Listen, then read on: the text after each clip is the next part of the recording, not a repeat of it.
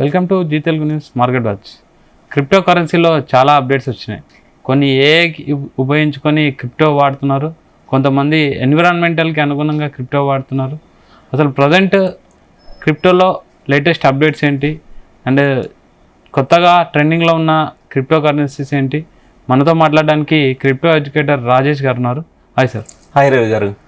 Sir, యాక్చువల్గా మీరు చాలా డేస్ నుంచి క్రిప్టో లెక్చర్స్ ఇస్తున్నారు, క్రిప్టో ఎడ్యుకేట్ చేస్తున్నారు. అవునండి. అసలు క్రిప్టోని నమ్మచ్చా లేదా అని చాలా మంది కూడా అడుగుతున్నారు. అవును. అసలు మీరు ఇంత అనాలిసిస్ చేస్తున్నారు కదా, అసలు మీరు క్రిప్టోకి సంబంధించిన వాటిలో సక్సెస్ అయ్యారా? ఓకే. అంటే మీరు సొంతంగా ఇన్వెస్ట్ చేసి సక్సెస్ అయ్యారా? ఓకే. ఓవరాల్ గా మీ సక్సెస్ రేట్ చెప్పండి. సో రవి గారు, వెరీ గుడ్ క్వశ్చన్ అండి. ఎందుకంటే అసలు క్రిప్టో గురించి స్టడీ చేస్తున్నప్పుడు మనం ప్రీవియస్గా అనాలిసిస్ ఏమైనా సక్సెస్ అయినాయి అనేది కూడా మన యూజర్స్ తెలుసుకోవాలి. అంటే బ్లైండ్గా ఇన్వెస్ట్ చేయకుండా. అండ్ మనం ఆల్రెడీ డిస్క్లైమర్ చాలాసార్లు చెబుతాం, కానీ ప్రతి వీడియోకి చెప్పడం అలవాటు ఏంది, క్రిప్టో అంటేనే హైలీ వాలటైల్ అండ్ అన్రెగ్యులేటెడ్ అండి. ప్రాఫిట్ అయినా లాస్ అయినా రెడీ అనుకున్న వాళ్ళే ఈ క్రిప్టో ఫీల్డ్కి రావాలి. ఓకే. సో క్రిప్టో లీగలా కాదా అంటే, ఇండియాలో ప్రస్తుతం ఉన్న పరిస్థితి ఏంటంటే 30% ట్యాక్స్ మన ప్రాఫిట్ మీద, క్రిప్టోలో వచ్చే ప్రాఫిట్ వస్తే దాని మీద పే చేయాల్సింది గవర్నమెంట్ రూల్ ప్రకారం. సో ఇది గత 2-3 సంవత్సరాల నుంచి గవర్నమెంట్ 30% ట్యాక్స్ ప్రాఫిట్ మీద కలెక్ట్ చేస్తుంది. ఇల్లీగల్ అయితే కాదు. ఓకే. సో ఇంకా దీని మీద వాళ్ళు కూడా అవగాహన పెంచుకుంటున్నారు, ఎందుకంటే ట్రెండింగ్ సబ్జెక్ట్ కాబట్టి. కానీ నేను దుబాయ్ వెళ్ళాను, సింగపూర్ వెళ్ళాను, అక్కడ ఏంటంటే ఏటీఎంస్ కూడా ఉన్నాయి. ఓకే. ఈ క్రిప్టో సంబంధించి ఇప్పుడు మనం ఎలా డెబిట్ కార్డులు ఇవ్వాలి, అక్కడ క్రిప్టో కార్డ్స్ వస్తాయి అనమాట. అందులో నుంచి క్రిప్టో కరెన్సీ వస్తే వాళ్ళకి దుబాయ్ అయితే వాళ్ళ యొక్క కరెన్సీ సింగపూర్ డాలర్, దీరమ్స్, అంటే ఏదైనా వాళ్ళ క్రిప్టోను ఉపయోగించి విత్డ్రా చేసుకోవడానికి అవకాశం ఉంది. వాళ్ళ దుబాయ్ యొక్క ఫ్రెండ్స్ కూడా అనౌన్స్ చేశారు, ఇంకో 2 సంవత్సరాల్లో దుబాయ్లో రియల్ ఎస్టేట్ క్రిప్టో ఫ్రెండ్లీ చేయబోతున్నారు. అంటే మీ దగ్గర క్రిప్టో ఉంటే మీరు ప్రాపర్టీస్ కొనుక్కోవచ్చు, ట్రేడ్ చేసుకోవచ్చు. ఇంకా అమెరికా అధ్యక్షుడు చెప్పక్కల్లా ఈ ఫీల్డ్ ను బాగా సపోర్ట్ చేస్తున్నారు. సరే, వాట్ ఎవర్ ఇట్ మేబీ, ఇప్పుడు అప్కమింగ్ కాబట్టి ఇప్పుడు చాలా మంది యూత్ కూడా క్రిప్టో మీద బాగా అవగాహన వచ్చింది. నేను కొన్ని వర్క్ షాప్స్ అటెండ్ అవుతానండి ఇంటర్నేషనల్ గా. అవి ఎంట్రీనే దాదాపు $1000 ఉంటాయి, ఫ్రీ ఎంట్రీ గా. అవి సింగపూర్ లో నేను వెళ్ళింది మెరీనా బేసన్ లో జరిగిందండి ఈవెంట్. టోకెన్ 2049 అంటారు. ప్రపంచవ్యాప్తంగా అన్ని క్రిప్టో ప్రాజెక్ట్స్ అక్కడ గ్యాదర్ అయితే షోకేస్ చేసుకోవడానికి, అంటే వాళ్ళు ఏం చేయబోతున్నారు, వాళ్ళ విజన్ ఏంటి, వాళ్ళ ఫ్యూచర్ ఏంటని మనం కూడా కొంచెం నాలెడ్జ్ పెంచుకొని మన కమ్యూనిటీని ఎడ్యుకేట్ చేయడం కోసం ఇలాంటివన్నీ వెళ్తూ ఉంటాను అనమాట. సో అక్కడ నాకు అబ్జర్వ్ చేసింది ఏంటంటే, అక్కడ నేను కాలేజీ స్టూడెంట్స్ని ఎక్కువ అబ్జర్వ్ చేశాను, అంటే యూత్ని ఎక్కువ అబ్జర్వ్ చేశాను. ఈ ఫీల్డ్ బాగా అంటే గ్రోత్ మాత్రం చాలా బాగుందండి. ఎందుకు బాగుందంటే మీకు కొన్ని చూపిస్తానండి. ఎసెట్ మార్కెట్ క్యాప్ అని ఒకటి ఉంటుందండి. ఓకే. ప్రపంచవ్యాప్తంగా అసలు క్రిప్టో కరెన్సీని అసలు ఆదరిస్తున్నారా లేదా, మనం ఏదో వీడియోస్లో చెబుతున్నాము, నిజంగా దీనికి ఇంత సీన్ ఉందా అని చూస్తే మీరు ప్రపంచవ్యాప్తంగా ఫస్ట్ ప్లేస్లో ఉంది గోల్డ్ అండి. దాని తర్వాత మైక్రోసాఫ్ట్, ప్రతి కంప్యూటర్లో వాళ్ళ ఆపరేటింగ్ సిస్టమ్. దాని తర్వాత ఎన్విడియా అని చిప్స్ ఇవన్నీ అనమాట. యాపిల్, ఇంకా ఐఫోన్, అమెజాన్. మీరు 6th ప్లేస్లో చూస్తే బిట్ కాయిన్ ఉంది. గూగుల్ కూడా ఎక్కడుందో తెలుసా, 7th ప్లేస్లో ఉంది. ప్రతి ఇంట్లో వాడి సిల్వర్ ఎక్కడ ఉందో తెలుసా, 8th ప్లేస్లో ఉంది. సో సౌదీ ఆర్ముకో, ఇవన్నీ మెటా, ఫేస్బుక్, అంటే టెస్లా, వీటన్నిటిని తలదన్ని 6వ ప్లేస్లో ఒకటి ఉంది చూసారా, బిట్ కాయిన్. వీటన్నిటిని మీరు చూస్తే కంట్రీ ఇది America, USA, నివిడియా USA, Apple USA, Amazon USA. Bit coin మాత్రం ఎవరు కనిపెట్టారో ఎవరికి తెలియదు. సో అంటే ఇది తీసేసే సబ్జెక్ట్ కాదండి, కొన్ని లక్షల కోట్ల వ్యాపారం అన్నమాట ఇది. కాకపోతే ఏంటంటే జనాభాకి నెగిటివ్ ఎక్కువ స్ప్రెడ్ అయ్యింది కదా, తెలిసి తెలియక ఇన్వెస్ట్ చేసి మోసపోయారు అనుకోండి, ఇదంతా స్కామే అనుకుంటారు అనమాట. బట్ ఇప్పుడు అవేర్నెస్ వస్తుంది, వాళ్ళు కూడా నేర్చుకుంటున్నారు, సబ్జెక్ట్ నేర్చుకుంటున్నారు. స్కీమ్స్ లో ఎక్కువ ఇన్వెస్ట్ చేస్తారు మన తెలుగు ప్రజలు. స్కీమ్స్ లో కాకుండా కొంచెం స్టడీ చేసి ప్రాజెక్టులు ఇన్వెస్ట్ చేస్తే కొంచెం ఫ్యూచర్ ఉంటుంది అనమాట. సో నా ప్రీవియస్ అనాలిసిస్ చూస్తే అండి, మీరు అడిగిన క్వశ్చన్ కి SUI అని ఒక ప్రాజెక్ట్ ఉందండి. నేను వీడియోలు చెప్పినప్పుడు దాని $1.5 దగ్గర ఉందండి. ఈ రోజు ఒకవేళ ఆ వీడియో చూసి కనుక ఎవరైనా పొజిషన్ తీసుకుంటే ఈ రోజు డబుల్ అయింది అది. గవర్నమెంట్ 30% ట్యాక్స్ పే చేసినా ఈజీగా లిక్విడేట్ అయ్యింది అనమాట.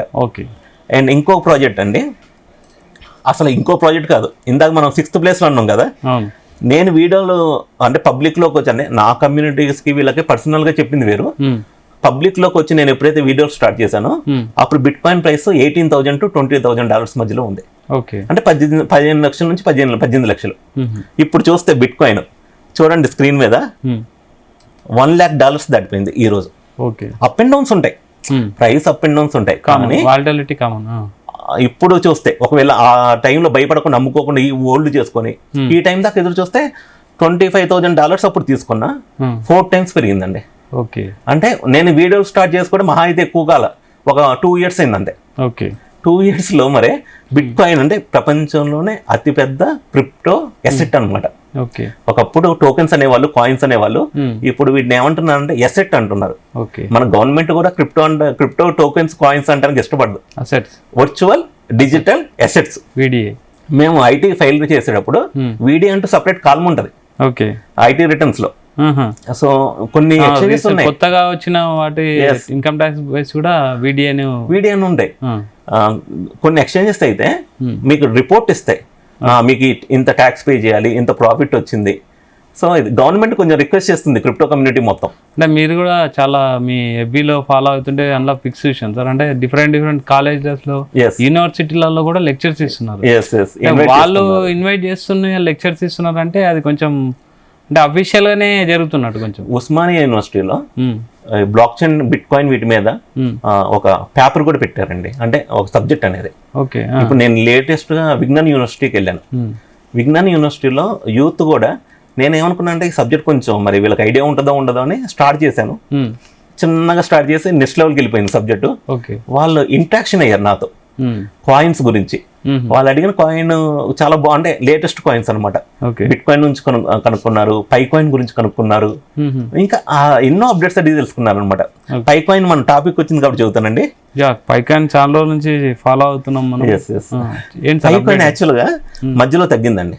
ఓకే, కానీ మీరు చూస్తే 7 days గ్రాఫ్ చూస్తే ఒకనొక స్టేజ్ లో ఇది $1.5 అంటే 100% పెరిగింది.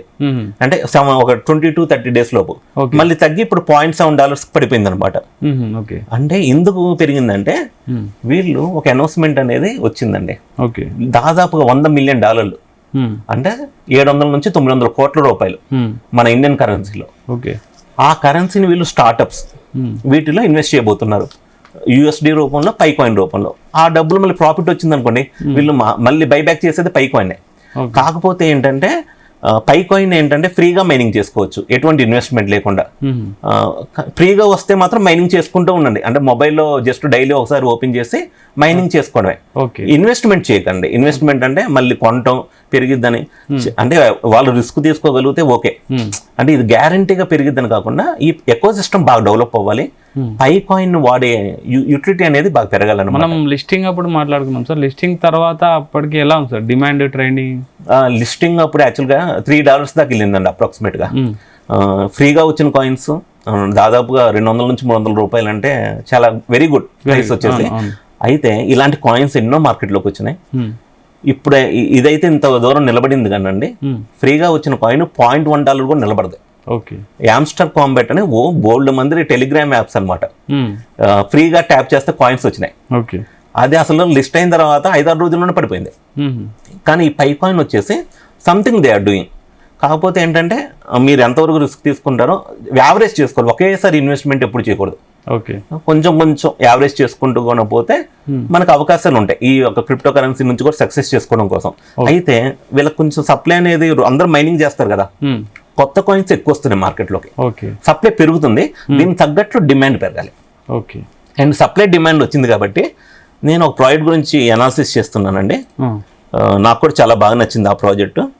అండ్ వీళ్ళ ప్రాజెక్ట్ వచ్చేసి ఆర్టిఫిషియల్ ఇంటెలిజెన్స్ కి సంబంధించిందండి, ఏఐ సంబంధించి. ఇప్పుడు ఆర్టిఫిషియల్ ఇంటెలిజెన్స్ మంచి ట్రెండింగ్ లో ఉంది. అండ్ దీని పేరు ఇన్ఫ్లుయెన్స్, దీని పేరు వచ్చేసి రాక్స్ అండి, ROXX. అండ్ వీళ్ళు చేస్తుంది ఏంటంటే, నాకు నచ్చింది ఏంటంటే ఈ యొక్క రాక్స్ కూడా స్మార్ట్ డిఫై ప్లాట్ఫామ్ లోనే. నేను ఫస్ట్ ఈ రాక్స్ కాయిన్ గురించి చెప్పినప్పుడు స్టార్టింగ్ నుంచి చెప్పండి సార్, మనం ఇక్కడ కొనాలి, ఎక్కడ ట్రేడ్ చేయాలి? ఎస్ మీరు smartdefi.com అని ఒక వెబ్సైట్ ఉంటుందండి, అక్కడ నుంచి మీరు ట్రేడ్ చేసుకోవచ్చు. ఓకే. CoinDCX లో Web3 అని ఒక ఆప్షన్ ఉంటుంది, అది ఇండియన్ ఎక్స్చేంజ్. ఆ Web3 లో కూడా రాక్స్ కాంట్రాక్ట్ అడ్రస్ ఉపయోగించి యూజర్స్ బై చేయొచ్చు, సెల్ చేయొచ్చు అనమాట. ఓకే. అండ్ రాక్స్ వచ్చేసి మీరు చూస్తే నేను కొంచెం పర్సనల్ గా కమ్యూనిటీకి చెప్పింది కానీ, వీడియోలో చెప్పింది కానీ $110 అప్పుడు చెప్పానండి. ఓకే. అది హైయెస్ట్ వచ్చేసి $2,000 దాకా వెళ్ళింది.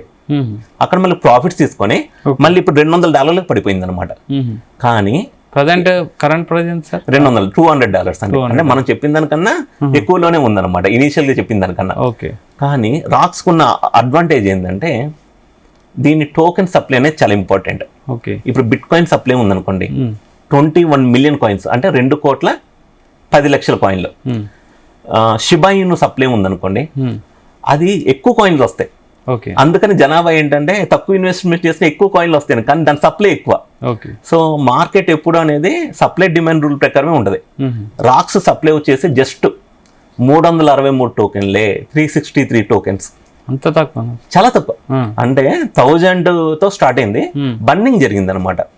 సార్ నిజంగా బన్నింగ్ జరిగిందంటే ఇది బ్లాక్ చైన్ మీద చెక్ చేసుకోవచ్చండి మనం, బన్నింగ్ జరిగిందా జరగలేదని.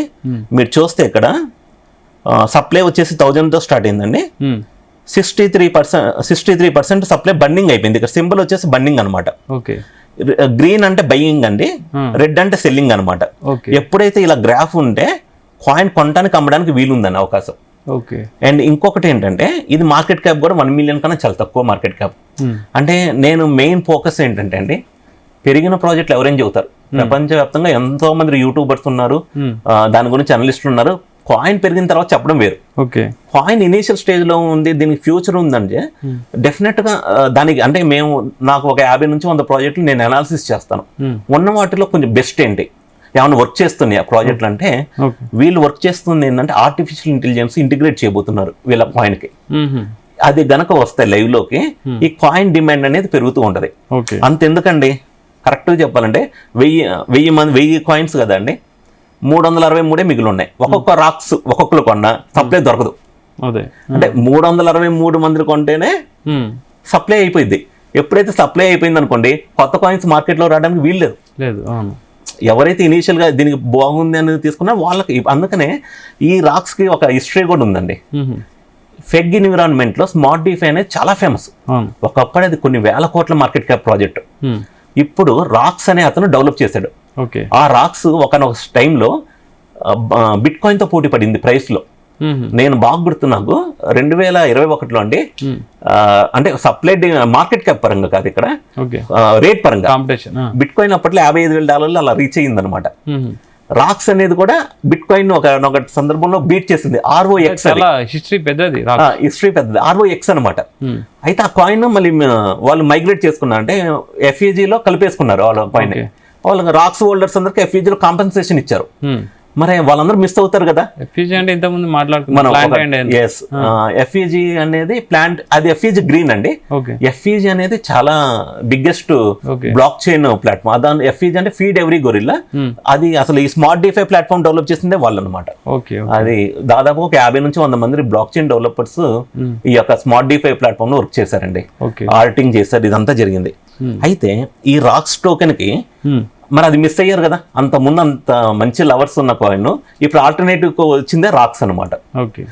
సో సప్లై అనేది 363 టోకెన్సే. మేబీ ఇక్కడ ఈ వీడియో చూసి ఎవరన్నా పొజిషన్ తీసుకోవాలంటే వాళ్ళ ఇష్టం. మమ్మల్ని బ్లేమ్ చేయొద్దు ఎవరు. రిస్క్ తీసుకునే వాళ్ళు పొజిషన్ తీసుకోవచ్చు.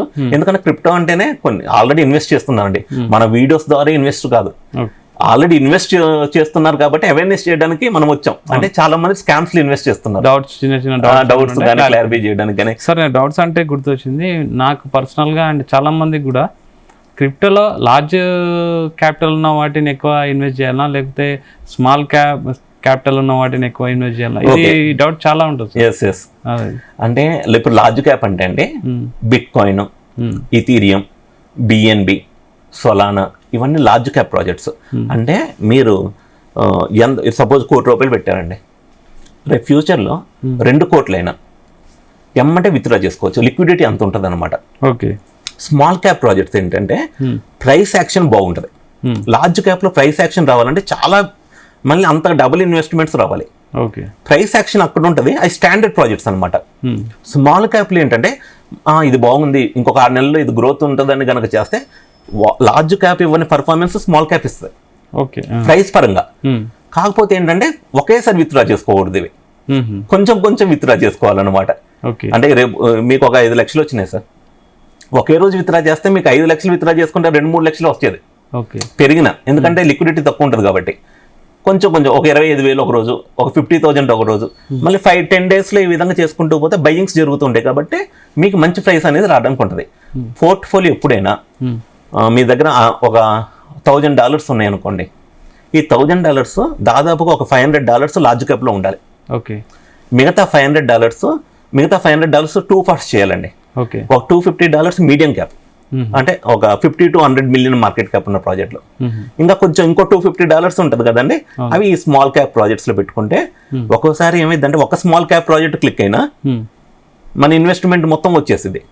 లార్జ్ క్యాప్ ప్రాజెక్ట్స్ అలానే స్టాండర్డ్, అంటే ఆల్రెడీ చాలా బాగా పర్ఫామ్ చేసినాయి కాబట్టి అక్కడ దాకా వెళ్ళినాయి. సో క్రిప్టో పోర్ట్ఫోలియో కనుక ఈ విధంగా డివైడ్ చేసుకుంటే డెఫినెట్గా ఈ ఫీల్డ్ నుంచి కూడా సక్సెస్ అవ్వడానికి చాలా చాలా అవకాశాలు ఉన్నాయి. Okay, thank you sir, thank you very much. విషయాలు చెప్పారు. సో రాజేష్ గారు చెప్పేందంటే క్రిప్టో అనేది ఇప్పుడు ఒక కాయిన్ కాదు, ఒక అసెట్ కింద చెప్తున్నారు. ప్రపంచ దిగ్గజ దేశాల్లో కూడా అన్ని క్రిప్టోని ఫాలో అవ్వడం జరుగుతుంది, ట్రేడ్ కూడా క్రిప్టో నుంచి స్టార్ట్ చేయడం జరుగుతుంది. సో క్రిప్టో అనేది ఒక మంచి ఫీచర్ ఉన్న ఒక కాంపోనెంట్ కాబట్టి అసెట్ అని చెప్తున్నారు. సో ఏదైనా సంబంధించిన డౌట్స్ కానీ ఏదైనా ఉన్నా రాజేష్ గారి ఇన్స్టాని ఫాలో అయితే మీకు క్లాసెస్ దొరుకుతాయి. Keep watching Zee Telugu news.